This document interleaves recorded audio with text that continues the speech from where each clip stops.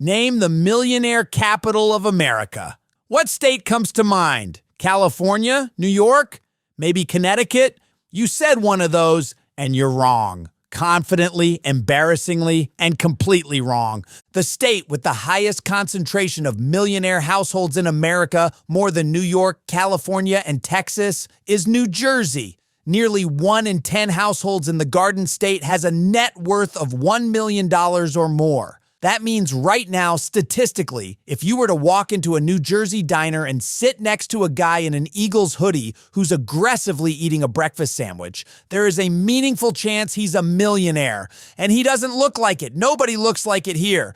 That's the thing the rest of the country never figured out while it was busy making the same stale jokes about Jersey since 1978. Today we fix that. We're going over the 4 economic drivers that made Jersey into a millionaire factory, and at the end, the uncomfortable truth about whether any of this will last. Let's get into it. Now, I am going to give you the full picture first because the numbers need to land before we explain them. New Jersey sits at 9.8% millionaire households.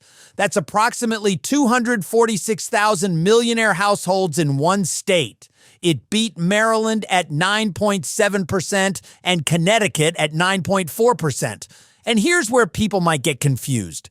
New Jersey does not have the most millionaires in raw numbers. California has over 1.1 million millionaire households, but California has 40 million people and New Jersey has 9 million. It's a density argument, so here's how it happened. The 4 drivers that made Jersey stupid rich. Number 1, the Wall Street commuter belt. Here is a geographic fact that has been reshaping this state for 100 years, and nobody talks about it plainly enough. Manhattan is a small island. You cannot build more of it. There is a finite amount of space. And the people who make serious money in Manhattan eventually want to go somewhere and actually live. They want a house. They want a driveway. They want somewhere their kids can play outside without a liability waiver. And for the last century, the answer for an enormous number of those people has been New Jersey, which is right there directly across the river. You can be at your desk at Goldman Sachs by 8:30 a.m. and home for dinner in a 5-bedroom colonial with a 2-car garage by 7 p.m. And the mortgage on that house costs less per month than a 2-bedroom in Tribeca. That's it.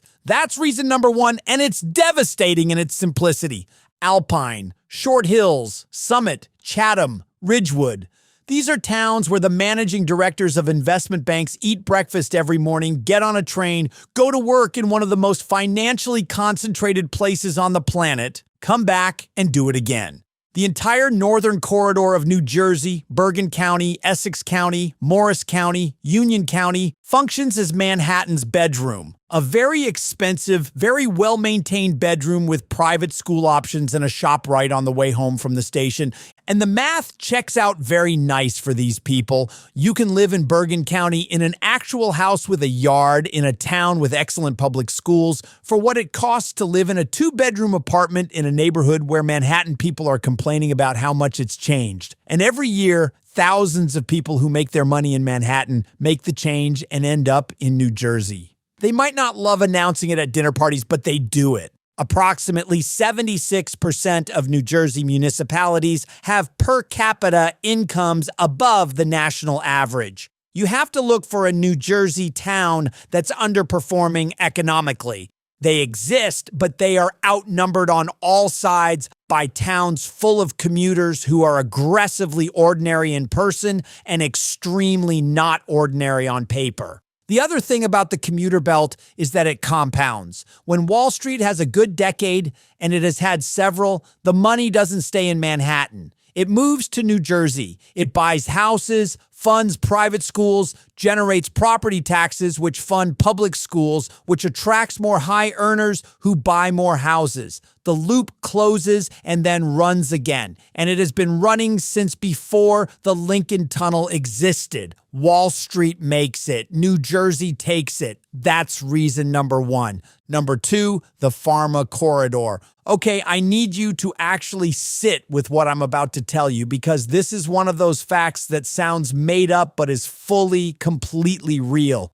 New Jersey is home to 14 of the world's 20 largest pharmaceutical companies. 14 out of 20. These companies are headquartered, do their research here, and run their global operations from here.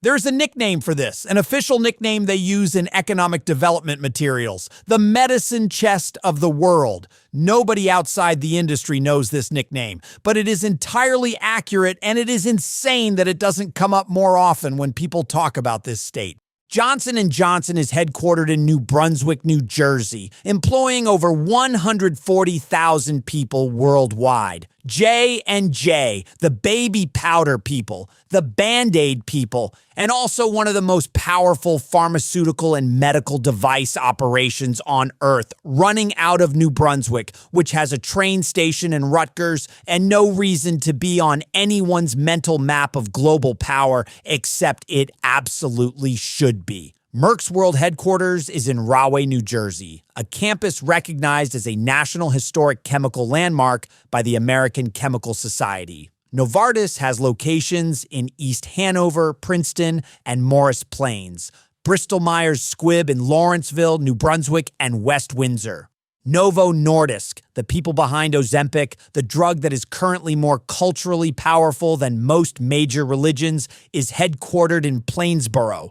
The list goes on and on and on. In 2015, half of all new FDA drug approvals came from companies with a base in New Jersey. You are watching a pharmaceutical empire in plain sight and driving past the campus on Route 1 without thinking about it. What this means for wealth is executive compensation multiplied across tens of thousands of jobs.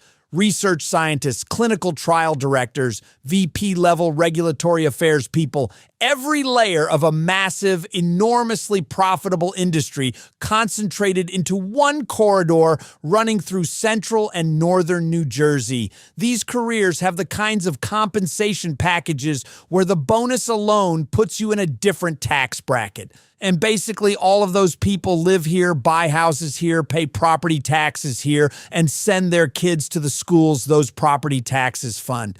And here's one thing about pharmaceutical money that makes it different from Wall Street money. When the market craters, hedge fund guys panic, but people still need their blood pressure medication. The pharmaceutical wealth in New Jersey is structurally more stable than almost any other industry. It doesn't crash with the market cycle. It doesn't evaporate in a correction. Johnson & Johnson has been in New Brunswick since it was founded in the 1880s, and Merck has been in New Jersey for over a century. This is a bedrock foundation. The wealth it has generated has been compounding in this state for longer than most people's grandparents have been alive. That is reason number 2. Reason number 3, Jersey is the richest state in the country, is the one that funds everything in a way nobody talks about. Every single person watching this who has ever been on the New Jersey Turnpike has driven past it. The cranes, the containers stacked high, the ships, the lights at night. You looked at it, had a vague thought, and went back to your music or your podcast or your internal argument with someone you were going to see in 40 minutes.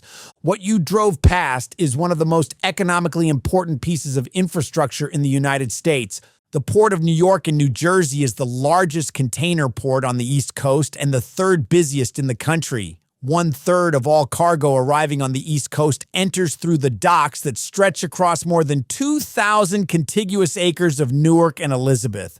Trucks leaving that port can reach 44 million consumers within 4 hours. The TV you're watching this on probably came through Newark Bay, maybe even the car in your driveway. Newark is where a massive portion of American consumer life enters the country, gets stamped, loaded, and put on a truck, and almost nobody who isn't in the logistics industry considers this.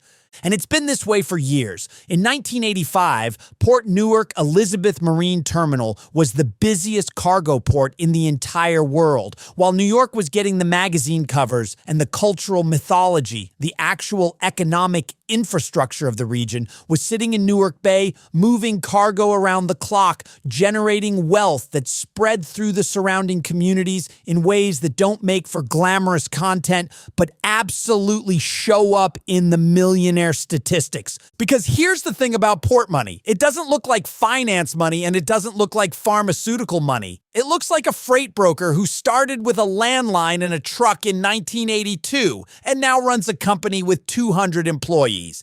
It looks like a warehousing operation that the same family has owned since the Nixon administration. It looks like the trucking companies and real estate developers who spent decades buying industrial land around Newark Bay and are now sitting on assets worth 10 times what they paid. It looks like a longshoreman whose union negotiated contracts that put his kids through college and left him with a pension and a house in Middlesex County paid off by 55. There is a working-class millionaire class in New Jersey consisting of business owners, operators, and skilled tradespeople who built serious wealth over decades. And the port economy is a major reason it exists. This is not a legacy operation running on borrowed time. This is an expanding industrial infrastructure with a multi-decade lease and more volume coming. And the money it generates ripples through New Jersey's economy in ways that go completely unremarked every time someone asks why this state has so many millionaires.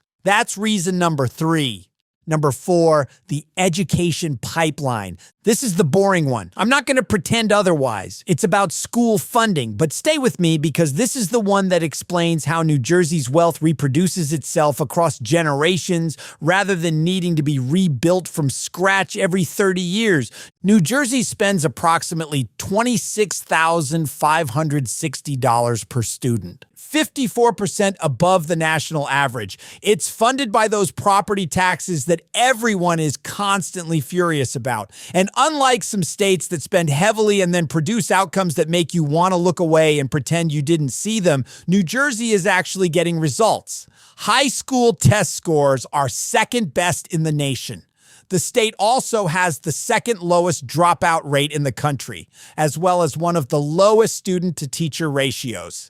Here's why this is a wealth driver and not just a nice thing to put in an education rankings article. Wealthy people with children want to move to places with good schools. This is not a controversial statement. This is the most documented residential decision in American demographic history. People will absolutely blow their budget on a house in a school district they want, and they do it constantly, and the towns in New Jersey with the best funded school systems are, without exception, among the most expensive real estate markets in the state.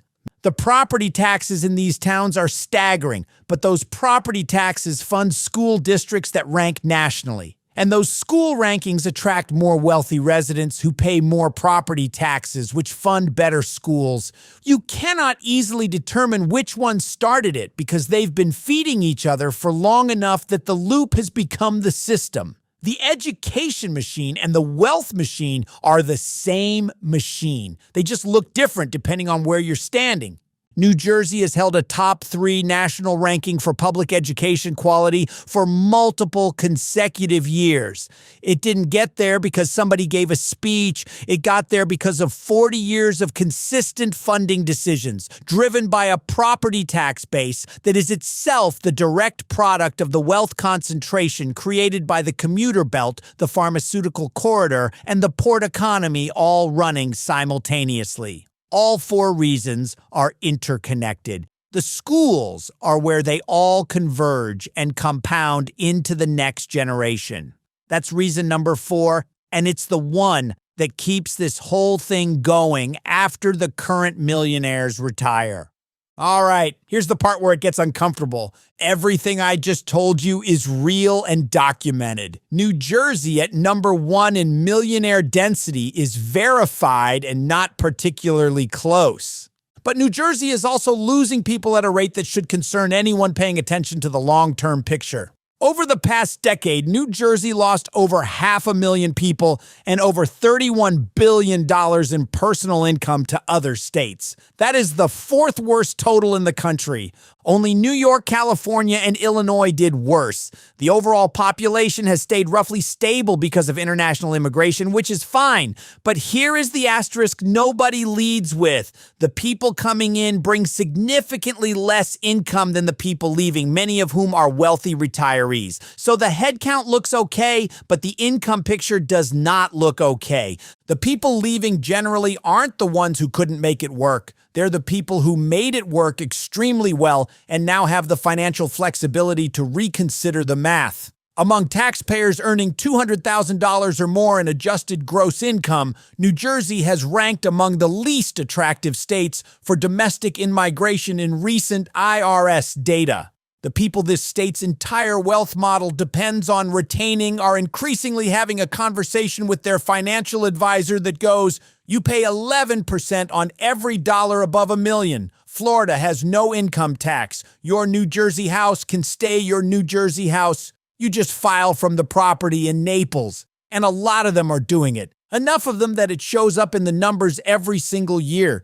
The David Tepper story is a perfect example. Tepper was one of the most successful hedge fund managers in the world, and also a New Jersey resident. But he moved to Florida in 2015, a move that reportedly cost New Jersey hundreds of millions in lost tax revenue for that single year. New Jersey legislators then used Tepper's departure as the central argument against the millionaire tax. But that tax is still part of the calculation for everyone at that income level, and the math is hard to argue with. You're paying 11% in New Jersey on income over $1 million. Stack that against the highest property taxes in the country and federal taxes, and you are paying at a rate that looks to a financial advisor sitting across a desk like a problem with a geographical solution, and some of the wealthiest residents are solving it. So is this durable? That's where it gets honest. The structural stuff, the port, pharma companies, and commuter belt geography, that doesn't move because of a tax rate. But the individual millionaires are more mobile than they've ever been. The fiscal pressure is real, and billions in income has already left for lower tax states and isn't coming back.